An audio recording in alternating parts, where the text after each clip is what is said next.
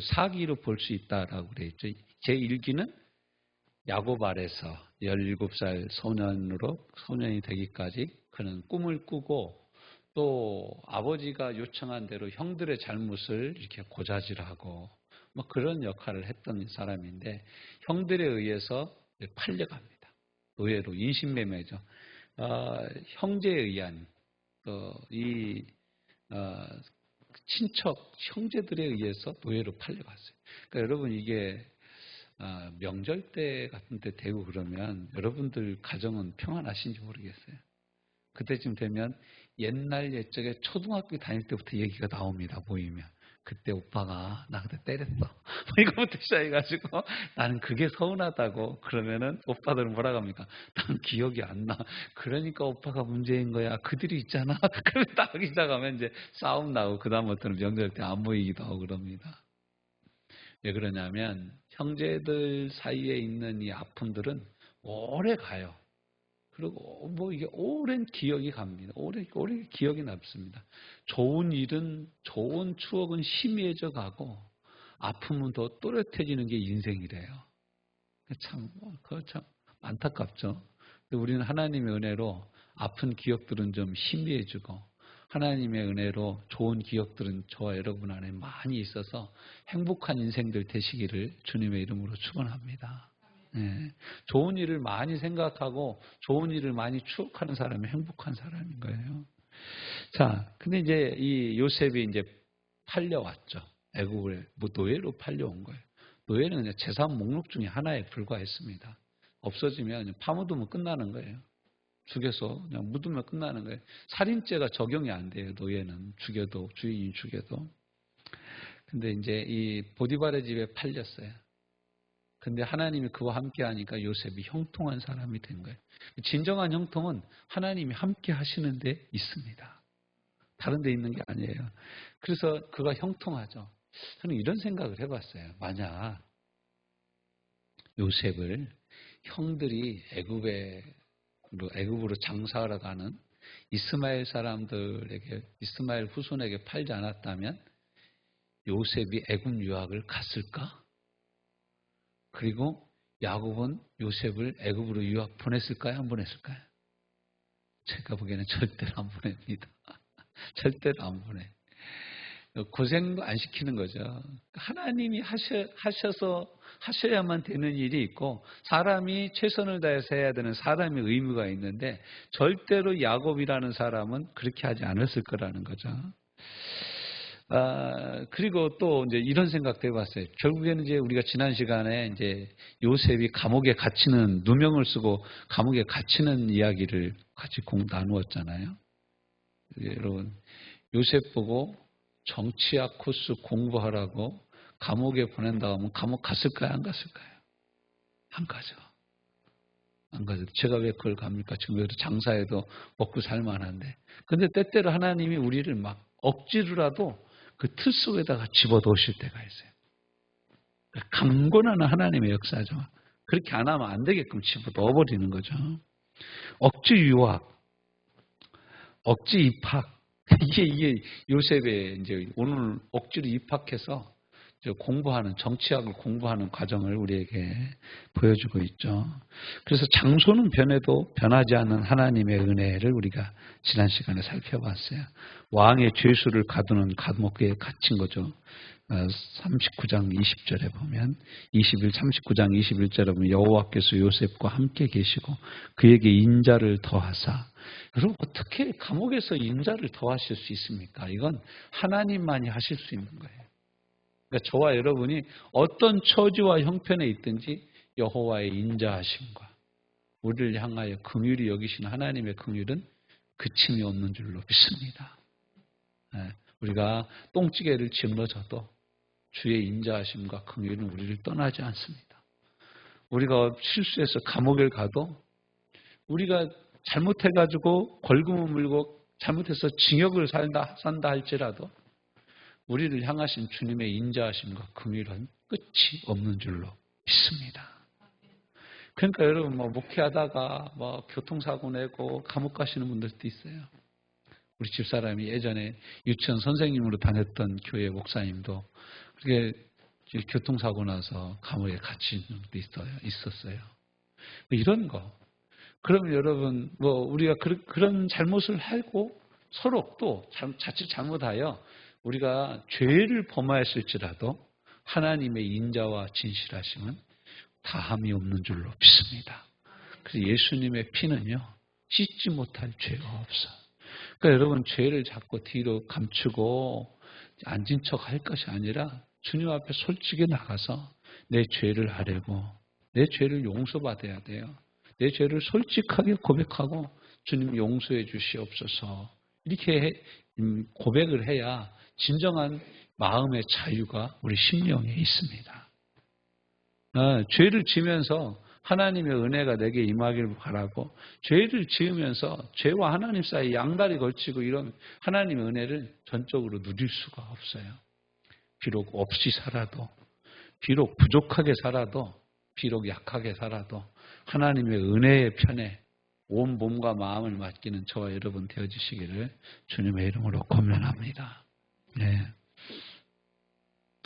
자, 그래서 이 요셉이 이제 이 감옥에서 이제 그 은혜를 더해서 감옥에서도 총무일을 하죠.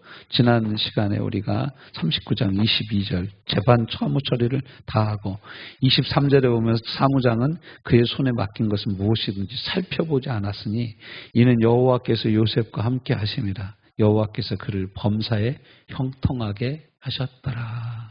한번 거기 우리 같이 해볼까요? 여호와께서 자기 이름을 넣어서 여호와께서 형구를 범사에 형통하게 하셨더라. 아멘? 아멘. 이게 정말 중요한 거예요. 하나님이 형통하게 하시면요, 감옥도 못 막습니다. 할렐루야. 감옥이 막을 수 없어요. 하나님의 형통을 감옥이 막을 수 없어요.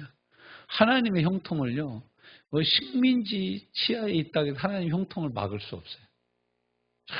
우리나라 역사 보면 진짜 슬퍼요, 슬퍼. 일본한테 완전히 점령당해가지고 36년 넘게 통치를 받는데, 일본이 얼마나 지독하냐면요, 우리나라 말을 다 없애려고 그랬어요. 한글 자체를 없애려고 그런 거예요. 여러분, 이제 후금, 금나라, 그 다음에 청나라, 이런 나라들이 다 만주 쪽에서 이제 발생한 나라들이거든요. 근데 만주어도 있었어요. 만주어라고 말이 있었는데, 이게 청나라로 바뀌고 명나라하고 합쳐지면서 중국어를 쓰면서 만주 사람들이 만주어를 잊어먹어요. 돌골족도 돌고어가 있었어요. 그 언어를 잊어먹어. 만약 우리나라도 이 일본이 우리나라를 움켜쥐고 말을 다 말살해버리잖아요. 그럼 말에는 정신이 있고, 말에는 문학이 있고, 말에는 사상이 있는 거예요. 이거 다 뺏기는 거예요. 이게 다 잃어버린 거예요. 조금만 더 지났으면 우리나라 완전히 정신 자체가 망가져버리게 되는 거죠. 망가져되는 거죠. 그런 거 보면은 이 히브리인들, 유대인들은 정말로 하나님의 은혜가 무엇인지를 우리에게 보여주는 거예요. 이 사람들은 2000년 넘게 나라 없는 민족으로 살았어요. 2000년 넘게. 그런데도 성경을 붙잡고 사는 거예요. 히브리어를 잊지 않고 현대 히브리어를 사용하면서 전 세계 곳곳에 퍼져 있으면서도 자기 나라 말을 잊지 않은 거예요. 저는 우리나라 사람들 중에서도 정신이 올바로 박히고 역사의식이 있는 사람들은 다 외국에 나가서 살더라도 자녀들에게는 한국어를 가르쳤을 거라고 저는 믿습니다. 이거 정말 중요한 거예요. 언어를 어떻게 쓰냐. 그래서 영어를 잘하는 방법이 뭔지 아십니까? 생각까지 영어로 하는 거예요. 생각을 영어로 하는 거예요. 여러분, 생각을 뭘로 합니까? 주로? 한글로 하죠? 생각을. 근데 진짜 영어를 잘하는 방법은 뭐냐면 생각 자체를 영어로 하는 거예요. 그러다 보면 무슨 일이 생기냐면 꿈속에서도 영어로 말을 해요. 그 정도 되면 이제 영어의 문이 서서히 열리기 시작하는 거예요. 영어적인 사고로 계속 하는 거예요.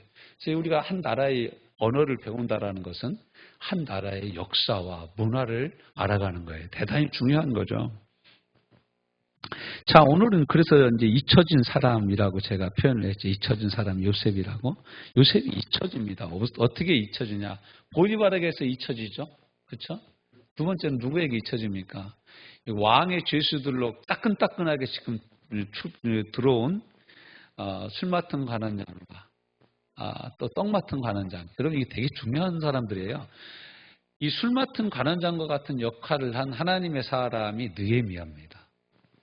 근데 뭐냐면 우리식으로 얘기하면 왕이 뭘 먹는데 먹기 전에 먹어보는 기미상궁이에요. 기미상궁. 기미상궁 여러분 알죠? 기미를 보는 거예요. 맛을 보고 독이 있나 없나. 독이 있으면 기미상궁부터 죽는 거예요. 기미상궁이 먹어보고 전하 독이 없습니다. 그래 이제 그때서야 왕은 먹는 거예요. 왕은 항상 남이 먹어본 거 다음에 먹는 거예요. 이게 우리는 그냥 막 덥석덥석 처음에 만들어 놓은 음식을 먹는데 왕은 항상 남이 기미를 본 거를 우리가 왕은 먹는 거예요. 근데 이 당시 술 맡은 관원장, 떡 맡은 관원장은요 왕의 절대적인 신임을 받는 사람이 아니면 세우지를 않았다는 거예요. 왜냐하면 그놈이 오케이 했는데 왕이 먹고 죽었다. 뭐 죽는 수밖에 없는 거예요. 마지막 최종적으로 음식의 독성 유무를 선택하는 사람이 술 맡은 관원장, 떡 맡은 관원장이에요. 그러니까 왕 가장 옆에서 별의별 왕에 대한 모든 이야기를 다 알고 있는 사람이 누구예요? 술 맡은 관원장하고 떡 맡은 관원장이에요. 근데 아무튼 이 사람들이 뭘 잘못을 했는지 그 주인 왕에게 뭘 잘못을 했는지 왕이 열이 받아가지고 이 두 놈 다 보디발 집에 있는 왕의 특수 감옥에다 집어넣어 버린 거예요. 여러분 왕한테 잘못해가지고 갇힌 놈들이 대부분 어떤 놈들이겠어요? 다 정치범인 거예요. 정치범. 정치하다가 왕의 눈에 거슬려서 들어가는 사람들이죠. 그러니까 보디발의 집에 있는 감옥에 갇힌 모든 죄수들은 다 각계각층에서 정치가 무엇인지를 최고봉으로 했던 사람들이 여기 다 모여 있는 거예요. 근데 요셉이 거기 가서 뭘 했다고요? 총무일을 본 거예요. 그러니까 모든 죄수들의 모든 이야기를 다 듣는 거죠. 경제사범도 들어와 있을 테고 정치사범도 들어와 있을 테고 별의별 사람들이 정치 얽매인 모든 사람들이 다 그 감옥에 있는 거예요. 그러니까 요셉이요. 이 정외과라고 우리나라는 정외과라고 합니다. 우리나라 대학에서 정치외교학과. 왕립 정치외교학과에 제대로 입학을 한 거예요. 여기는 학적으로만 가르치는 게 아니라 산 정치를 가르치는 거예요. 산 정치. 그렇잖아요. 지금 떡 맡은 관원장한테 정치 얘기를 들어. 그 다음에 술 맡은 관원장한테 정치가 뭔지 아냐. 왕 앞에 나갈 때는 말을 이렇게 해야 돼. 말 한마디 잘못해가지고 저번에 김장관 목 잘렸어. 이런 거 다 듣는 거예요. 산 정치를 다 듣는 거예요. 여러분, 그게 참 중요한 것 중에 하나가 뭐냐면 41장으로 넘어가면 요셉이 등용되잖아요. 애굽 총리로. 이 감옥에서 있었던 한 2, 3년이 없었더라면 애굽의 총리로 등용될 수가 없었습니다. 우리가 생각하는 허송세월이라고 생각하는 세월, 우리가 생각하는 무명의 시기라고 생각하는 그 시기가 무명의 시기가 절대 아닌 거예요. 하나님 우리를 비밀병기로 갈고 닦아서 쓰시고자 하시는 거예요. 여러분, 모세가 40세 때 자기 민족을 돌아보려고 하다가 애굽 감독 둘을 죽이고 바로가 이걸 알고서 모세를 죽이려고 하니까 모세가 도망가는 거예요. 미디안 광야로. 도망가서 미디안 광야 생활 몇 년? 40년. 여러분, 잃어버린 40년이죠. 완전히 왕의 학문을 배웠던 애굽의 모든 정치, 사회, 경제, 문화를 익혔던 이 40세 됐던 장년이 80세 할아버지, 지팡이 짚고 다녀야 되는 80세 할아버지가 된 거예요. 우리가 생각하면 어떻게 해요? 모세 인생 끝난 거예요. 그렇잖아요? 모세 인생 완전히 무너진 거예요. 근데 하나님이 모세를 들어서 그가 서 있는 곳은 거룩한 곳이라고 말씀하시면서 모세를 쓰기 시작하니까 어떻게 돼요? 120세까지 40년 동안 하나님 나라의 왕으로 쓰임받은 거예요. 실은 왕이라는 말은 없어요. 그런데 이스라엘의 절대적인 지도자로 이스라엘을 40년 동안 광야에서 이끌어내는 거예요. 출애굽의 주역을 감당하고 홍해를 건너고 광야 40년 동안 물 없는 사막에서 따르는 반석에서 물이 나게 하고 고기가 없을 때는 기도해서 하나님 모세를 통하여 메추라기 떼를 보내고 모세가 지팡이를 들고 기도하면 홍해가 갈라지고 이 40년 동안 모세를 쓴 거예요. 근데 이게 어떻게 가능하냐? 어떻게 가능하냐? 여러분 광야 생활 40년 한 광야가요. 실은 모세가 40년 동안 헤매고 돌아다녔던 미디안 광야예요. 신기하죠. 그 하나님이 그 광야에서 모세를 사용하려고 이스라엘 사람 백성들을 훈련시키려고 모세를 광야에서 40년 동안 굴린 거예요. 실은 어떻게 보면 성경에는 그런 얘기가 없죠. 모세가 40년 동안 그 장인 이드로의 양을 친 거예요. 목동으로. 목동이 뭐 하는 사람입니까? 요즘이나 하니까 뭐 목장 크게 해놓고 뭐 거기다가 목초지 갖다 놓고 뭐 사료 갖다 먹이고 그러지. 옛날엔 그게 어딨어요? 오른쪽 산 밑에 풀이 있대더라. 그럼 양 막 몰고 가서 이 풀 먹이고, 그 밑에 우물 하나 있대더라. 그럼 가서 물 먹이고 그러는 거예요. 풀이 있다고 하는 것에 양 끌고 다니는 거예요. 참 재밌죠. 근데 나중에 이스라엘 백성을 성경은 양으로 표현합니다. 그 양의 인도자가 모세예요. 그 다음에 또 목동이었던 사람이 또 왕이 되죠. 그 사람의 이름이 다윗인 거예요. 하나님이요. 짐승이나 사람이나 비슷합니다. 하나님 쓰시는 거예요. 그렇게. 그 사람을 그렇게 훈련시켜서 쓰시는 거예요. 요셉이 마찬가지. 요셉. 이 지금 요셉이 감옥에 들어와서 오늘 우리가 읽은 본문에 의하면 한 일이 무엇입니까? 1절부터 13절에 보면 왕의 이 떡 맡은 관원장과 술 맡은 관원장이 두 사람 다 깜빵에 들어왔죠. 그런데 이 두 사람이 똑같이 꿈을 꿨네. 근데 그 꿈 때문에 아주 걱정 근심이 많은 거예요. 감옥에서 할 일 없으니까 그냥 꿈을 이렇게 생각해보고 저렇게 생각해봐도 답이 안 나오는 거죠. 그래서 걱정하고 있으니까 요셉이 가서 뭐라고 합니까? 이 요셉이 드디어 하나님에 대해서 두 번째 말하기 시작해요. 39장에서는 뭐라고 합니까? 내가 하나님 앞에서 어떻게 죄를 짓습니까? 라고 얘기하고 40장에 와서는 드디어 이제 요셉의 본업이 발휘돼가지고 꿈을 해먹여주면서는 뭐라고 얘기합니까? 꿈의 해석은 하나님께 있습니다. 이렇게 얘기해. 그 41장 가서는 또 뭐라고 하겠어요? 이제 바로가 너 꿈 잘 해석한다면 나한테 해석해봐. 그럼 요셉이 뭐라고 얘기하겠어요? 꿈의 해석은 하나님께 있는 것입니다. 이 감옥에서 안 배웠으면 이렇게 말할 줄 모르는 거예요. 그리고 또 뭐 꿈 해석해주고 요셉이 뭐라고 합니까? 나 억울하게 갇혀있으니까 좀 빼주세요. 이렇게 얘기를 하는 거예요. 풀 맡은 가난자한테 당신이 복직되면 바로왕한테 얘기해가지고 바로왕이 얘기하면 보디발이 어떻게 억류할 수가 없는 거죠. 바로왕한테 잘 얘기해서 나를 좀 빼주세요. 어떻게 얘기했는데 오늘 마지막 절 말씀 뭐라고 얘기하고 있습니까? 제가 여기다 여러분 보고 그 형광펜으로 줄쳐놓으라고 그러지 않았어요? 기억하지 못하고 그를 잊었더라. 기억하지 못하고 그를 잊었더라. 그래서 이제 이게 겉그림에는 어떻습니까? 왕의 최측근 두 사람이 해몽을 해줘요. 해몽대로 되어져요. 꿈이 22절 같이 읽어볼까요? 40장 22절 시작. 떡 굽는 관원장은 매달리니 요셉이 그들에게 해석함과 같이 되었으나 두 사람 다 해석한 대로 술 맡은 관원장은 복직되고 떡 맡은 관원장은 나무에 달려서 죽었다 이거예요. 목매달려 죽었다. 처형받았다 이거예요. 요셉의 마음은 어때요? 14절, 15절 술 맡은 관원장한테 해석해주고 시작. 당신의 달 되거든 나를 생각하고 내게 은혜를 베풀어서 내 사정을 바로에게 아뢰어 이 집에서 나를 건져주소서. 나는 히브리 땅에서 끌려온 자여 여기서도 옥에 갇힐 일은 행하지 아니하였나이다. 그러니까 당신이 잘 되면 당신이 술 맡은 관원장이니까 당신이 얘기하면 바로가 듣고 바로의 권력 정도 되면 보디발의 집에서 나를 빼주는 건 일도 아닐 거 아닙니까? 그게 이제 어떻게 보면 꿈을 해석해준 품삯을 받는 거죠. 그런데 오늘 우리가 읽은 마지막 절 말씀은 뭐라 그래요? 다 잊어먹은 거예요. 같은 거는 다 잊어먹은 거예요. 이제 누구는 안 잊어먹을 수 있습니까? 하나님이 잊지 않고 있는 거죠. 왜 이게 술 맡은 관원장 보고 관원장이 잊어먹었을까요? 1. 건망증이 심해서. 술 맡은 건 아니고 건망증이 심해서. 2. 복직돼서 너무 기뻐서.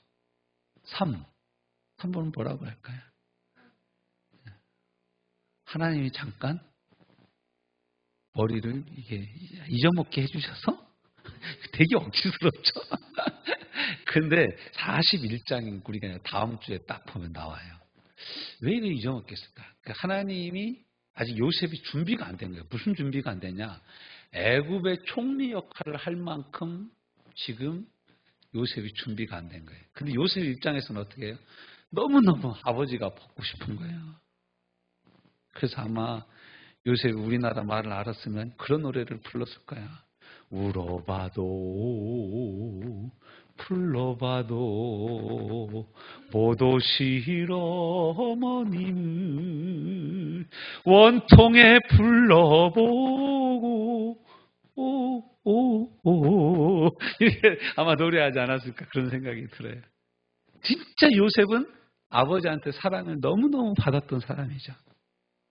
아버지가 너무 보고 싶은 거죠. 누명을 뒤집어 쓰고 기약 없는 노예의 이 감옥 생활 보장된 것도 아니에요. 꿈에 뭐 아버지가 보인 것도 아니야. 꿈에 아버지 만나는 꿈을 꿨으면 요셉이 그걸 얼마나 잘 해석을 했을까. 그런데 하나님이 그런 꿈도 안 꾸게 해주셔요. 여러분 요셉이 꿈꿨다는 얘기는 팔려가기 전에 꿈꾸고 아직 꿈꾼 적이 없는 거예요. 요셉은 미치는 거죠. 그런데 요셉은 또 뭐 하고 있어요? 남의 꿈을 해석해 주는 거야. 자기 꿈 어떻게 될 줄도 모르는데 남의 꿈만 해석해 주고 있는 거예요. 이거 얼마나 기가 막힌 현실입니까? 혹시 여러분도 그렇지 않습니까? 제가요, 이 50견이 왔던 적이 있어요. 우리 교회에서 사역을 하면서 50견이 왔는데 얼마나 아픈지. 침대에서 자다가 오른쪽으로 잘못 들면 하고 잠이 싹 깨는 거예요. 그 정도로 아픈 거예요. 근데 그때 우리 교회 와서 기도해달라고 하는 사람들이 이상하게 어깨 아픈 사람들이 많이 오더라고. 기도해달라고 그러는 거예요. 그런 이제 기도하다 보면 제가 이렇게 손을 들고 막 안수하면서 하다 보면 내 팔이 너무 아픈 거예요. 주여. 이 사람도 고쳐주지만 저도 좀 고쳐주시옵소서. 그래서 같이 기도하는데 잘 안 낫는 거예요. 그런 마음이에요. 저는 이제 요셉의 마음이 좀 이렇게 이게 생각이 되어져요. 다른 사람은 꿈을 해석해서 복직되고 한 사람은 매달려서 죽는데 12 곡식단이 자기를 향하여서 절하했던 기도 꿈은 언제 이루어질까? 해와 달들이 나한테 절을 했던 그 꿈은 언제쯤 이루어질까? 나는 언제까지 남의 꿈만 해석해주는 삶을 살아야 되나? 야곱이 잘했던 얘기가 있죠. 나는 언제나 내 집을 지으리 이까 외삼촌. 내 양새끼는 한 마리도 없는데 나는 맨날 외삼촌 양새끼만 칩니까? 이 새끼가 내 새끼입니까? 저 새끼가 내 새끼입니까? 그런 거 아닙니까? 야곱이. 그런데 이제 요셉이 그 얘기를 하고 있는 거예요. 이 기가 막힌 마음이 이제 성경에는 안 나와 있습니다. 제가 지어낸 얘기입니다. 한번 우리가 헤아려 보자. 요셉의 마음. 잊혀지죠. 그렇지만 속그림은 어떻습니까? 하나님은 속그림을 그리고 있는 거죠. 속에 그림을 그려요. 깊은 물은 소리 없이 흐르죠. 가장 큰 그림을 위하여 밑그림을 그리는 시간이 지금 하나님이 그리고 있어요. 정치가 무엇인지 정치범 교도소에서 산 정치를 배우는 거예요. 학문적인 정치가 아니라 거기 들어오는 죄수 한 사람 한 사람 모든 처지와 형편 너 왜 들어왔냐. 요셉이 다 쓰는 거 아닙니까? 너 무슨 죄 때문에 들어와서 요셉이 다 보고 있는 거야. 애굽의 정치가 이렇게 돌아가는구나. 애굽의 경제는 이렇게 돌아가는구나.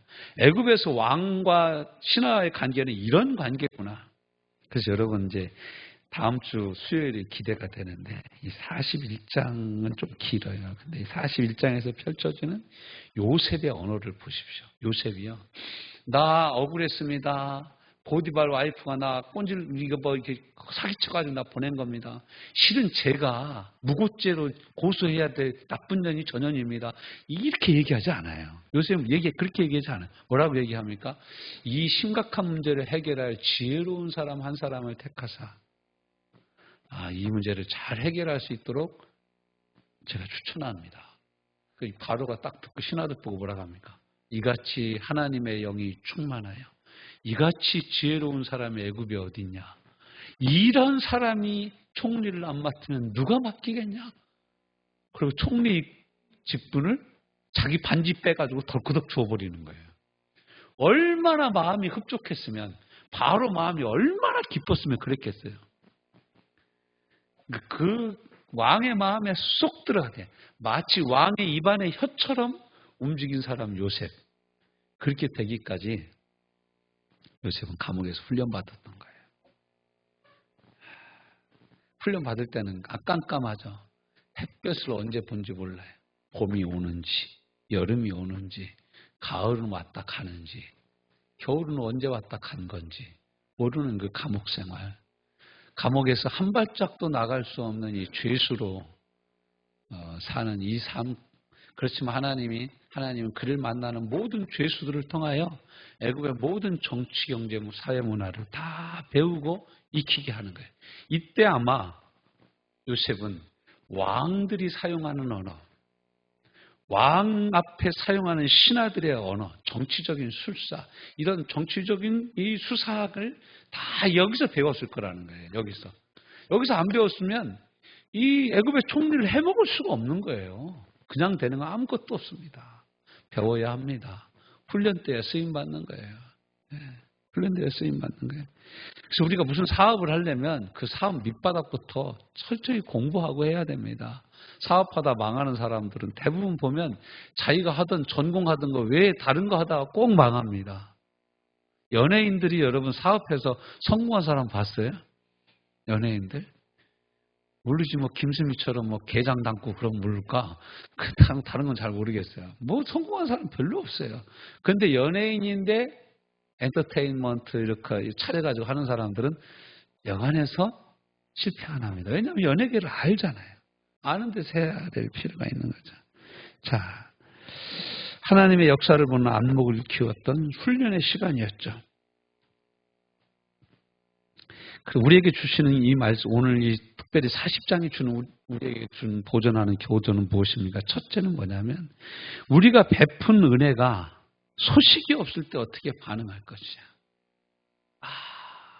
여러분 요셉은 얼마나 답답했을까요? 분명히 술 맡은 관원장을 복귀했는데 바로 황제 바로 옆에 있는 사람인데 내 얘기 한마디만 해주면 나 꺼내줄 건데 이 양반, 결정적인 양반이 나를 잊어먹고 있는 거예요. 우리말로 화장실 갈 때만 하고 나올 때만 하고 다른 거죠. 이 술 맡은 관원장이 어떻게 보면. 근데 쏟아부은 노력이 공허한 메아리로 되돌아올 때, 쏟아부은 시간과 인생이 마치 가치 없이 보일 때, 내가 지금까지 믿음을 지키고 살아온 나의 인생이 한없는 존재의 가벼움으로 느껴질 때 우리는 어떻게 반응할 거냐 이거예요.